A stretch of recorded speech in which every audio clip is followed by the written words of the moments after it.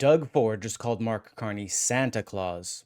Ontario's supposedly conservative premier walked out of the First Ministers' meeting, where the country's premiers and prime minister gathered, with a grin on his face, praising the new Liberal prime minister for handing out political gifts like he was flying in from the North Pole.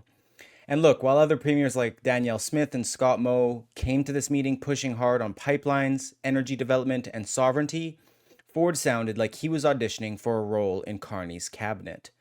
So, what happened in Saskatoon?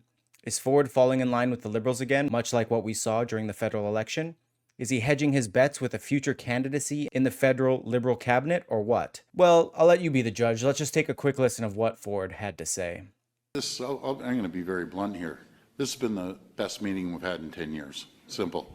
Best meeting I've had in 7 years. And there was no expectations that the Prime Minister was going to come out and say, you get that project, you get that project. It was a great discussion.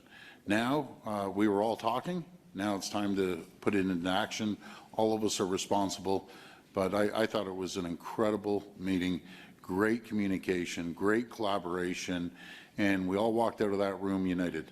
And that's the most important thing. Now the Prime Minister is going to go to work, get the legislation passed, and we'll divvy it up.